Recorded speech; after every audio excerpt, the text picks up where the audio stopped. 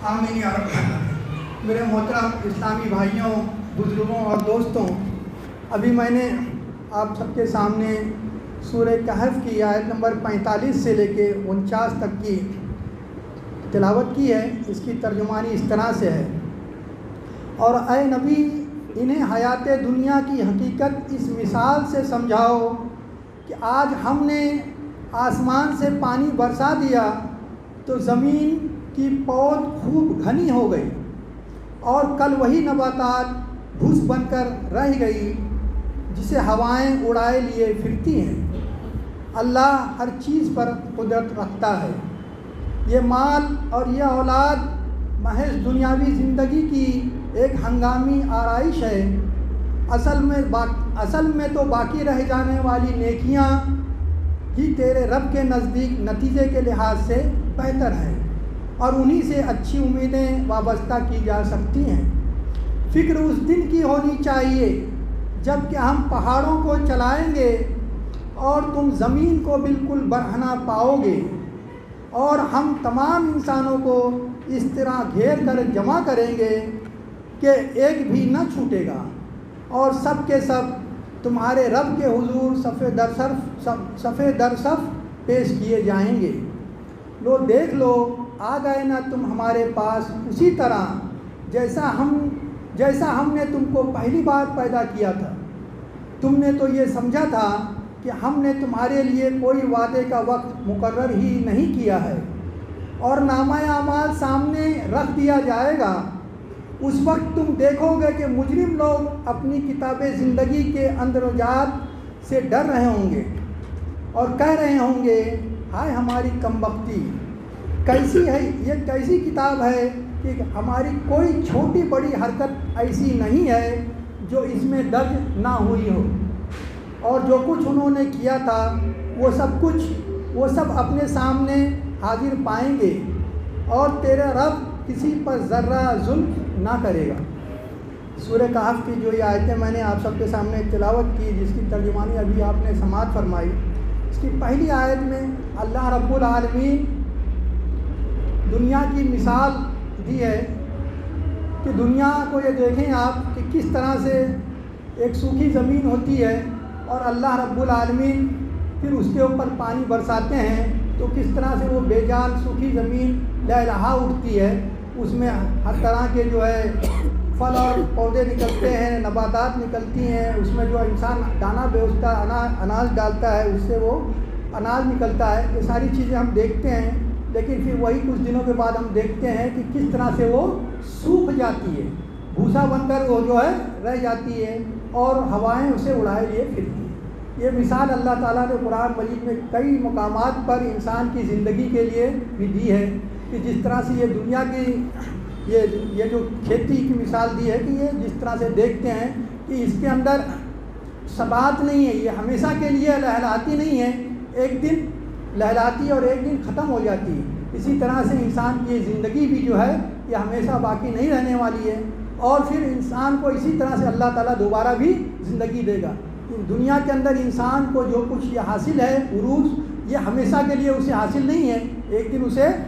زوال بھی آئے گا۔ اللہ کے حکم سے بہار بھی آتی ہے اور خزاں بھی آتی ہے۔ اگر آج کسی کو خوشحالی میسر ہے، سرداری ہے، اس کے پاس ہے، مال و دولت ہے، تو کب وہ بدحال ہو جائے گا، کب وہ تنگ حال ہو جائے گا، وہ نہیں جانتا۔ تو یہ مثال اللہ تعالیٰ نے قرآن مجید میں کئی مقامات پر دی کہ اس کے ذریعے سے انسان عبرت اور نصیحت حاصل کرے،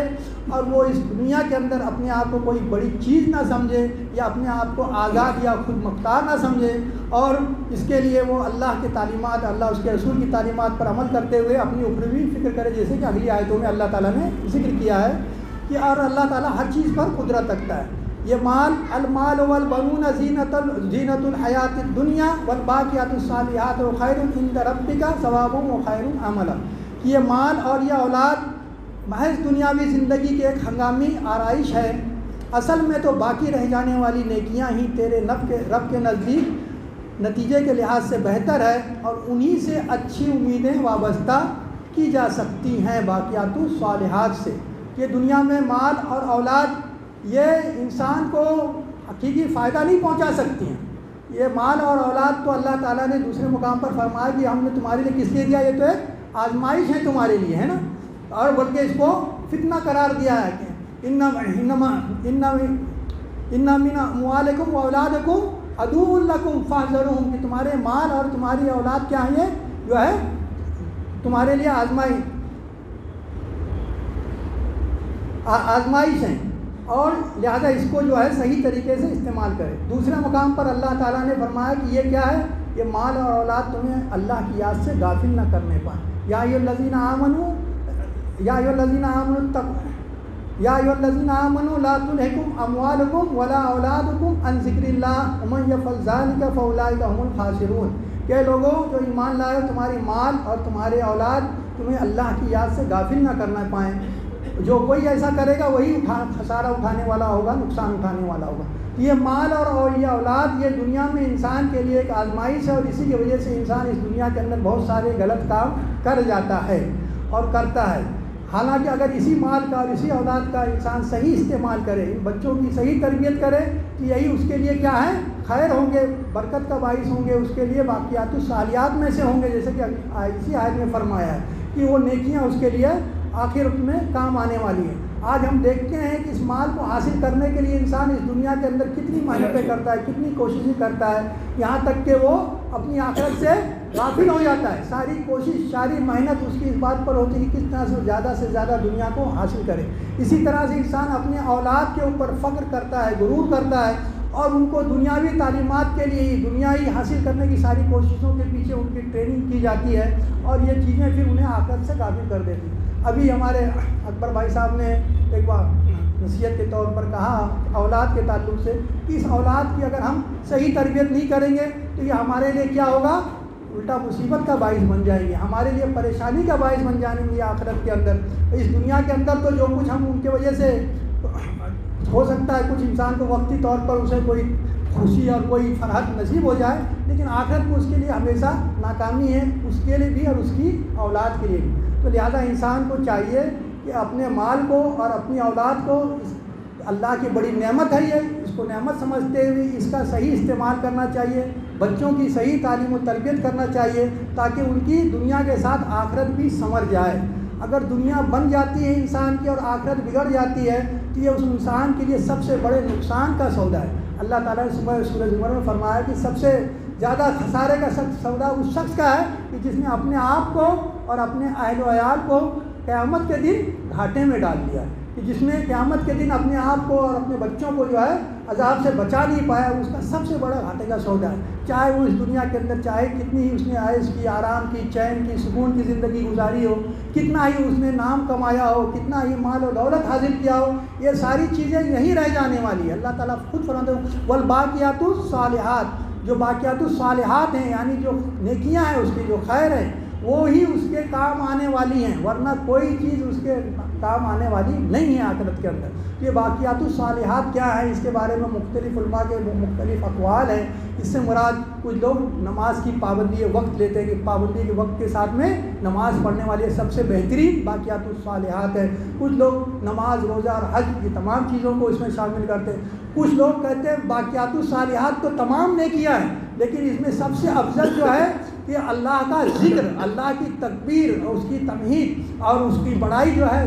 تسبیح بیان کرنا، کہ سبحان اللہ والحمد للہ ولا الہ الا اللہ واللہ اکبر ولا حول ولا قوت الا باللہ، یہ کلمات اللہ کو بڑے محبوب ہیں، بڑے پیارے ہیں، تو ان کو کثرت سے پڑھنا چاہیے، یہ بھی باقیات الصالحات میں سے۔ تو یہی چیزیں انسان کو قیامت کے اندر نفع پہنچانے والی ہیں، ورنہ یہ دوسری تمام چیزیں جو کچھ اس دنیا کے اندر انسان حاصل کرتا ہے یہیں رہ جائے گی، یہیں چھوڑ کر اسے جانا ہے۔ اور ہر انسان جانتا ہے کہ ایک دن اس کی آنکھ بند ہونے والی ہے، کوئی انسان یہاں ہمیشہ کے لیے نہیں آیا۔ دنیا میں ہر چیز کا انکار کرنے والے موجود ہیں، لیکن موت کا انکار کرنے والا کوئی موجود نہیں۔ ہر انسان یہ دیکھتا ہے کہ جو اس دنیا کے اندر آیا ہے وہ جا رہا ہے۔ ہمارے والدین پہلے تھے، وہ چلے گئے، ہم نے ان کو اپنے ہاتھوں سے دفن کیا، یا ہم نے لوگوں کو دفن کرتے ہوئے دوسروں کو اپنے والدین کو دیکھا۔ جن کے والدین حیات ہیں وہ بھی دیکھیں گے کہ ایک دن اس دنیا میں چلے جاتے ہیں۔ بہت سے والدین اپنے بچوں کو اپنے ہاتھوں سے دفن کرتے ہیں، کس کا وقت پہلے آ جاتا ہے کوئی نہیں جانتا۔ تو جانے والی چیز جو قبر کے اندر ہے وہ باقیات الصالحات ہے۔ ورنہ جتنے اعمال اس دنیا کے اندر کرے گا دنیا کو حاصل کرنے کے لیے، دنیا کے عیش و آرام کے لیے، دنیا کی میں اپنا نام کمانے کے لیے، شہرت کرنے کے لیے، یہ سب اس کے لیے وبال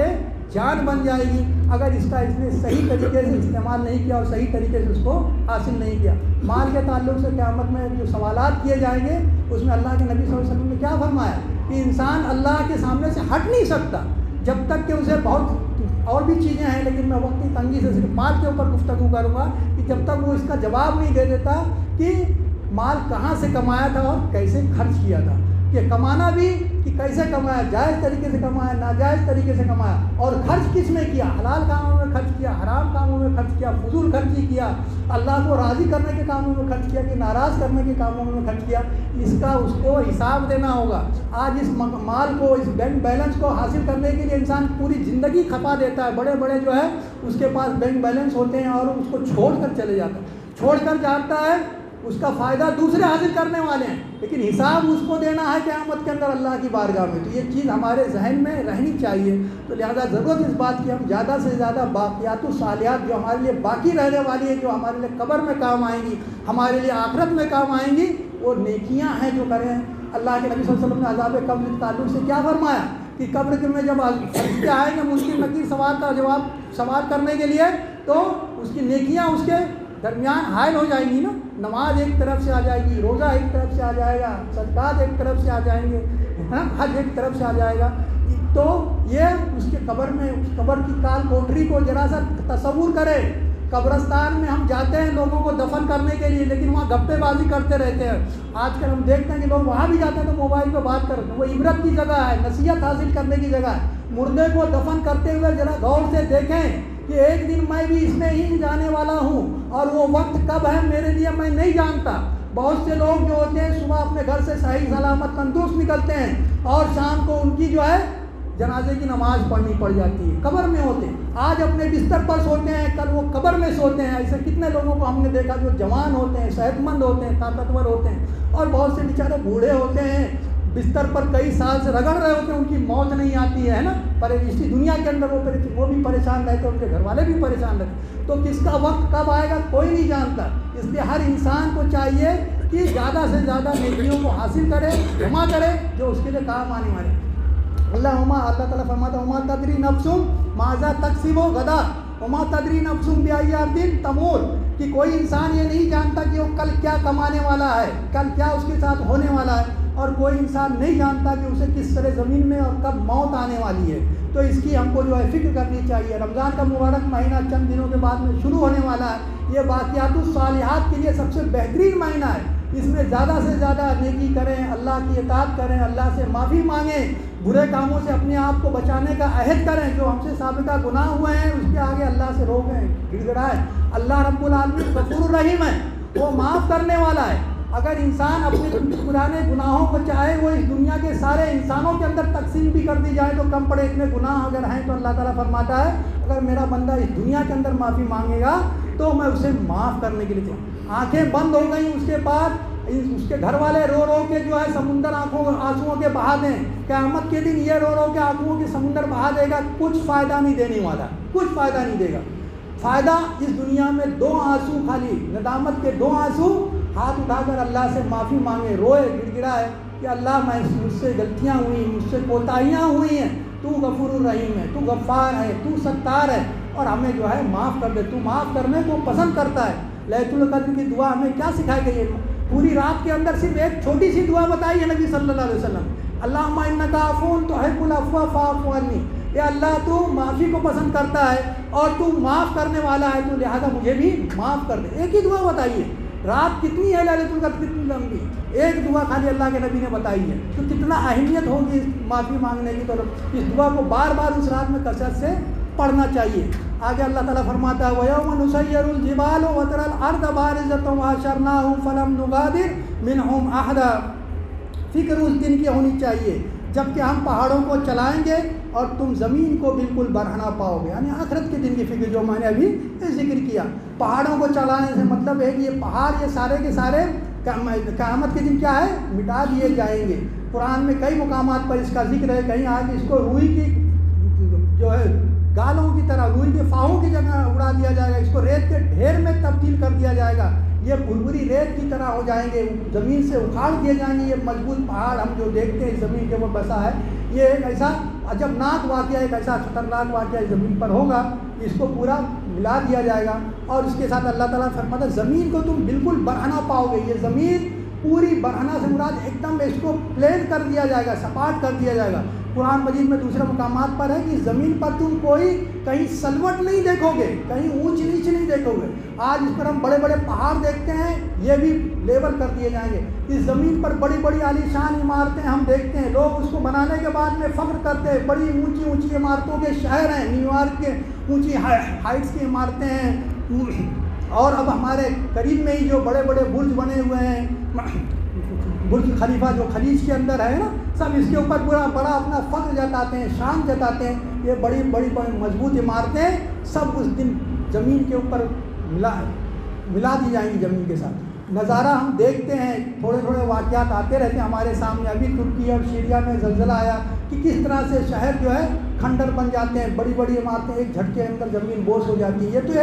ایک نظارہ ہوتا ہے، ایک چھوٹا سا اللہ تعالیٰ اپنے نشانیوں کو دکھاتا ہے۔ اللہ تعالیٰ ان پر رحم فرمائے، ان کے لیے آسانیاں فرمائے، اور ہم سب کو اللہ تعالیٰ ایسی آفتوں سے اور ایسی مصیبتوں سے محفوظ رکھے، اور جن کے اوپر ایسی مصیبت اور آفت آئی ہے اللہ تعالیٰ ان کے ساتھ ہمیں تعاون کرنے کی توفیق عطا فرمائے۔ تو آگے اللہ تعالیٰ فرماتا ہے کہ اس دن ہم کسی کو نہیں چھوڑیں گے، سب کے سب میدان محشر میں صف در صف پیش کیے جائیں گے، اور تم دیکھ لو کہ آگے نا تم ہمارے پاس اسی طرح جیسے ہم نے تم کو پہلی بار پیدا کیا۔ کہ اللہ تعالیٰ میدان محشر میں سب کو جمع کرے گا، سب در سب کھڑے ہوں گے، پہلے ملائکہ ہوں گے، تمام انسان ہوں گے، اور وہاں پھر ان سے کہا جائے گا جن لوگوں سے جو لوگ آخرت کا انکار کرتے تھے، جو لوگ آخرت کو نہیں مانتے تھے کہ جو کچھ ہے یہ دنیا کی زندگی ہے، آخرت میں مرنے کے بعد کچھ نہیں ہونے والا، نہیں اٹھائے جائیں گے۔ وہاں سے کہا جائے گا دیکھ لو نا تم آگے اسی طرح سے جس طرح سے تمہیں پہلی بار ہم نے پیدا کیا تھا، جو ہمارے انبیاء نے وہاں تمہیں دنیا میں بتایا تھا، تم اس کا انکار کرتے تھے، اب تمہارے ساتھ کیا معاملہ ہے۔ یہاں تک کہ مفسر لکھتے ہیں کہ جو چھوٹی مظلوم بچی، جو چند دنوں کی بچی یا چند گھنٹے جو اس دنیا کے اندر رہی ہو، جس کا گلا دبا کر ختم کیا گیا ہو، زندہ دفن کیا گیا ہو، اس کو بھی اللہ تعالیٰ پیدا کر کے اس دن انصاف دلائے گا۔ سورہ تکویر میں ہے نا، اللہ تعالیٰ نے فرمایا کہ جس دن جانیں جسموں سے جوڑ دی جائیں گی، اور اس زندہ گاڑی ہوئی بچی سے پوچھا جائے گا کہ تجھے کس جرم کے اندر جو ہے زندہ گاڑا گیا، تیرے طرح کیا جرم تھا، تو جب پیدا ہوئی تھی 1 گھنٹہ 2 گھنٹہ ہوا تجھے گڈھے کے اندر دفن کر دیا گیا۔ تو اللہ تعالیٰ ہر مظلوم کو جو ہے اس دن جو ہے انصاف دلائیں گے، جس کا آگے بھی ذکر آئے گا۔ تو وَوُضِعَ الْكِتَابُ فَتَرَى الْمُجْرِمِينَ مُشْفِقِينَ مِمَّا فِيهِ وَيَقُولُونَ يَا وَيْلَتَنَا مَا لِهَٰذَا الْكِتَابِ لَا يُغَادِرُ صَغِيرَةً وَلَا كَبِيرَةً إِلَّا أَحْصَاهَا وَوَجَدُوا مَا عَمِلُوا حَاضِرًا وَلَا يَظْلِمُ رَبُّكَ أَحَدًا۔ اور نامہ اعمال سامنے رکھ دیا جائے گا، اس وقت تم دیکھو گے کہ مجرم لوگ اپنی کتاب زندگی کے اندراجات سے ڈر رہے ہوں گے اور کہہ رہے ہوں گے کہ ہائے ہماری کم بختی کیسی ہے یہ کتاب۔ جب نامہ اعمال لوگوں کو دیا جائے گا تو نیک لوگ تو ہوں گے تو نامہ اعمال کو دیکھ کر کیا ہے خوش ہوں گے، اپنے اہل وار کی طرف جائیں گے نا کہ لوگ دیکھو ہمارا نامہ اعمال۔ لیکن جو مجرم لوگ ہیں وہ اپنی نامہ اعمال کو دیکھ کر ایک دم خوف زدہ ہوں گے، ڈرے ہوں گے، گھبرا رہے ہوں گے کہ یہ کیسی کتاب ہے کہ اس میں ہماری کوئی چھوٹی حرکت یا بڑی حرکت ایسی نہیں ہے جو دنیا میں ہم نے کی تھی اور اس میں لکھی نہ ہو، سب کچھ درج۔ اس بات کو قرآن مجید میں دوسرے مقام پر بھی اللہ تعالیٰ نے بار بار فرمایا، یُنَبَّأُ الْإِنسَانُ يَوْمَئِذٍ بِمَا قَدَّمَ وَأَخَّرَ، کہ اس دن انسان کو ہر اس چیز کی بتا دیا جائے گا، خبر دے دی جائے گی، دکھا دیا جائے گا جو اس نے کیا ہے اور اس کے اثرات جو پیچھے چھوڑ کر آئے۔ سورہ آل عمران میں تو اس میں اللہ تعالیٰ نے انسانوں کو نصیحت کی ہے کہ اللہ آخر میں فرمایا کہ اللہ رؤوف الرحیم ہے، اس لیے تمہیں یہ نصیحت کر رہا ہے کہ یوم تجد کل نفس ما عملت من خیر محضرا وما عملت من سوء تود لو ان بینہ وبینہ امنا بعیدا ویحذرکم اللہ نفسا واللہ رؤوف بالعباد۔ یاد رکھو وہ دن آنے والا ہے کہ جب ہر انسان نے جو بھی چھوٹی یا بڑی برائی کی ہے، یا پھر وہ چھوٹی برائی کی ہے یا کوئی بڑا خیر کیا چھوٹا، وہ سب حاضر پائے گا، اور وہ کہے گا کہ کاش یہ دن ابھی تھوڑا سا دور ہوتا، یہ ابھی وقت نہ آیا ہوتا، میرے لیے کچھ مہلت ہوتی۔ تو اللہ رب العالمین فرما جو کچھ ہے سب وہ حاضر پائے گا، اور تمہیں اللہ تعالیٰ اپنے آپ سے ڈراتا ہے کہ اللہ کی ذات سے اللہ تعالیٰ ڈراتا ہے کہ مجھ سے ڈر کر اس نافرمانی کے کام کو چھوڑ دو، مجھ سے ڈر کر نیکی اور خیر کا کام کرو تاکہ تمہیں قیامت کے دن ذلت اور رسوائی کا سامنا نہ کرنا پڑے، عذاب میں گرفتار نہ کیا گیا ہو۔ آگے اللہ کی جو خاص صفت ہے یہ بتانے کے بعد رؤوف بالعباد، کہ اللہ تعالیٰ اپنے بندوں پر بہت نرم ہے اور بہت ہی مہربان ہے، اس کے لیے تمہیں بار بار سمجھا رہا ہے، بار بار بتا رہا ہے کہ تم جو ہے اپنے رویے کے اندر تبدیلی کرو، آخرت کی فکر کرو۔ تو اس طرح سے تمام انسانوں کو اس دن جو کچھ کر کے گئے ہوں گے بتا دیا جائے گا، بلکہ سورہ بنی اسرائیل میں ہے کہ کتاب دینے کے بعد میں کہا جائے گا کہ لے اپنا نام اعمال پڑھ اور اپنا حساب لگانے کے لیے تو خود ہی کافی ہے، اقرا کتابک بنفسک الیوم علیک حسیبا، لے اپنی کتاب دیکھ اور اپنا حساب آج تو خود ہی لگا کہ تیرے ساتھ کیا معاملہ کیا جائے۔ تو اس طرح سے انسان نے جو کچھ بھی اس دنیا کے اندر چھوٹا یا بڑا، بھلا یا برا جو بھی کیا ہوگا سب کچھ دکھا جائے گا۔ سورہ زلزال ہم پڑھتے ہیں نا بار بار، اس میں کیا ہے، فمن یعمل مثقال ذرۃ خیرا یرہ ومن یعمل مثقال ذرۃ شرا یرہ، کہ اس دنیا میں انسان نے ذرہ برابر بھی خیر کیا ہوگا، بھلائی کی ہوگی، وہ بھی اسے دکھائی جائے گی، اور ذرہ برابر بھی شر یا برائی کی ہوگی وہ بھی اسے دکھائی جائے گی۔ تو آگے اللہ تعالیٰ فرماتا ہے ولا یظلم ربک احدا، کہ اللہ تعالیٰ اس دن کسی بندے پر ظلم نہیں کرنے والا۔ اس دنیا میں بہت سے لوگوں کے اوپر ظلم ہوتا ہے، مظلوم ہوتے ہیں، گناہ کیے ہوتے ہیں نا، اٹھا کے جیل میں ٹھوس دیا جاتا ہے، 10 سال 20 سال 25 سال جو ان کو ستایا جاتا ہے، ظلم و زیادتی کی جاتی ہے وہ الگ، اور اتنے دن ان کو قید میں، بعد میں پھر کیا کہا جاتا ہے کہ بھائی کیس ماشاءاللہ اللہ تعالیٰ کا شکر ہے کہ پہلے ایسے فیصلے ہوتے تھے کہ بے گناہوں کو کم سے کم 20 سال کے بعد میں بھی بے گناہی کا سرٹیفکیٹ مل جاتا تھا، لیکن اب موجودہ گورنمنٹ جو ہے نا وہ سرٹیفکیٹ دینے کے لیے بھی تیار نہیں ہے۔ وہ نظام عدالت کو اس طرح سے تبدیل کرنا چاہتی کہ نہیں، جو گیا اندر ان کے اوپر مجرم یہ ہے ہی ہے، ان کو ثابت کر کے رکھنا، ان کو بے گناہ نہیں چھوڑنا، ایسے حالات یہ بنانا چاہتے ہیں۔ اللہ اس سے مسلمانوں کی اور تمام انسانوں کی حفاظت فرمائے، تمام انسانوں کو عدل اور انصاف جو ہے عطا فرمائے، اس دنیا کے اندر بھی اور آخرت۔ اس دنیا میں لوگوں کو نہیں بھی ملے گا تو آخرت میں اللہ تعالیٰ سب کے ساتھ انصاف کریں گے، تو کسی پہ اللہ تعالیٰ ظلم نہیں کرے گا۔ اللہ تعالیٰ بہت طاقت والا ہے، بہت ہی قوت والا ہے، بڑی عظمت والا ہے، اس کو کوئی پوچھنے والا نہیں، اس کو کوئی روک ٹوک کرنے والا نہیں۔ دنیا میں اگر کسی کو طاقت مل جائے تو اس کو کوئی سوال جواب نہیں کرنے والا ہے، روک ٹوک نہیں کرنے والا ہے، تو کیا کرتا ہے بہت بڑا وہ اور ڈکٹیٹر بنتے جاتا ہے کہ میں جو کچھ کروں گا میری مرضی، مجھے تو کوئی روک ٹوک نہیں کر۔ یہاں تو معاملہ یہ ہے کہ روک ٹوک کرنے والے ہوتے ہیں، پھر بھی لوگ جو کسی نہ کسی طرح سے لوگوں پر بڑی ظلم کرتے ہیں، لیکن جس کو اگر اللہ نے اس طرح کا اقتدار دیا تو اس سے یہ اندیشہ ہمیشہ رہتا ہے اگر اللہ کا ڈر نہیں ہے، اس کو خوف نہیں ہے تو وہ لوگوں پر ظلم کرے گا۔ لیکن اللہ رب العالمین لامحدود ہے، آپ کی قوتیں، طاقتیں، اقتدار، اختیارات کو کوئی کوشچن کرنے والا نہیں، لیکن اللہ تعالیٰ کسی پر ظلم نہیں کرے گا۔ اللہ تعالیٰ بار بار فرماتا ہے قرآن مجید میں کہ کسی پر ذرہ برابر بھی ظلم نہیں ہوگا۔ کوئی یہ نہ سوچے کہ اللہ رب العالمین اتنے با اقتدار ہے، ہو سکتا ہے کبھی غصے میں آ کے کسی کو کوئی بغیر وجہ سے بھی سزا دے، نہیں، اللہ کسی پر ظلم نہیں کرے گا۔ اس روایت کے بارے میں ایک روایت آتی ہے کہ ایک صحابی حضرت جابر بن عبداللہ رضی اللہ تعالیٰ عنہ ہیں، مسند احمد کی یہ روایت ہے کہ انہیں ایک حدیث پہنچتی ہے، ایک روایت پہنچتی ہے کہ لوگ کہتے ہیں کہ ملک شام میں ایک شخص ہے جو اللہ کے رسول سے ایک حدیث روایت کرتا ہے کہ میں نے یہ حدیث خود اللہ کے رسول سے سنی۔ تو یہ مدینہ میں ہے، ابھی جابر بن عبداللہ مدینہ میں ہے، جب انہیں یہ اطلاع ملتی ہے کہ ایک شخص ملک شام میں اللہ کے رسول سے خود سنی ہوئی حدیث روایت کرتا ہے، تو یہ حدیث وہ ان سے سننے کے لیے خود مدینہ سے ملک شام کا سفر کرتے ہیں، اس کے لیے اونٹ خریدتے ہیں نیا، اور اس کے اوپر اپنا سفر کا سامان تیار کرتے ہیں اور فوراً جو ہے ملک شام کا سفر کرتے ہیں۔ وہاں سے 35-40 دن کا مدینہ سے سفر ہے اونٹوں پر، اس وقت کے حالات کے حساب سے، تو وہ مہینے سے زیادہ دن کے سفر کر کر وہاں ایک حدیث سننے کے لیے پہنچتے ہیں، اور جب وہاں جا کر پتہ لگاتے ہیں کہ کون سا وہ شخص ہے جو کہتا ہے کہ میں نے خود اللہ کے رسول سے حدیث سنی۔ ایک ہوتا نا کہ اللہ کے رسول سے سن کے پھر دوسرا بیچ میں ہے اور یہ کہہ رہے ہیں کہ میں نے خود سنی ہے، کہ ڈائریکٹ صحابی ہے، تو یہ اس کے لیے جب وہاں پتہ لگاتے ہیں تو وہاں معلوم پڑتا ہے کہ عبداللہ بن انیس جو ہیں یہ بھی صحابی رسول ہیں، وہ یہ حدیث روایت کرتے ہیں۔ تو ان کے گھر پر جاتے ہیں، باہر دربان ہوتا ہے، ان سے کہتے ہیں کہ جاؤ اندر کہہ دو کہ جابر ملاقات کرنا چاہتا ہے۔ تو جب دربار اندر جا کر کہتا ہے کہ جابر آئے ہیں اور آپ سے ملاقات کرنا چاہتے ہیں، تو وہ فوراً پوچھتے ہیں اندر سے ہی کیا جابر بن عبداللہ ہیں؟ تو انہوں نے کہا ہاں جابر بن عبداللہ ہے۔ تو وہ فوراً اپنی جو چادر کو سمیٹتے ہوئے باہر بھاگ کر آتے ہیں اور آ کے ان سے گلے ملتے ہیں اور ان سے معانقہ کرتے ہیں جابر بن عبداللہ سے، عبداللہ بن انیس۔ اس کے بعد میں جب فارغ ہوتے ہیں تو یہ پہلا سوال ان سے یہی کرتے ہیں کہ میں نے سنا ہے کہ تم اللہ کے رسول سے صلی اللہ علیہ وسلم سے ڈائریکٹ حدیث روایت کرتے ہو، قصاص کے تعلق سے، بدلے کے تعلق سے، تو وہ کیا ہے میں تمہارے سے اپنے کان سے وہ چیز سننا چاہتا ہوں، اسی لیے میں نے فوراً سفر شروع کیا کہ کہیں ایسا نہ ہو اس سے پہلے میری موت ہو جائے یا تمہاری موت ہو جائے، اس لیے میں نے فوراً سفر کر یہاں آیا ہوں۔ تو کہتے ہیں ہاں میں نے خود اللہ کے رسول صلی اللہ علیہ وسلم سے قصاص کے بارے میں یہ حدیث سنی ہے کہ اللہ رب العالمین قیامت کے دن تمام انسانوں کو جو ہے پھر سے جمع کرے گا، تمام انسانوں کو اول اور آخر کو سب کو میدان محشر میں جمع کرے گا، اور سب وہ لوگ اس دن ننگے بدن ہوں گے، بغیر ختنہ کے ہوں گے، بغیر سر و سامان کے ہوں گے، کوئی ساز و سامان نہیں ہوگا، نیتیں ہوں گے، سب کو جمع کرے گا۔ اور اس کے بعد میں اللہ تعالیٰ آواز دے گا، ندا دے گا، پکارے گا کہ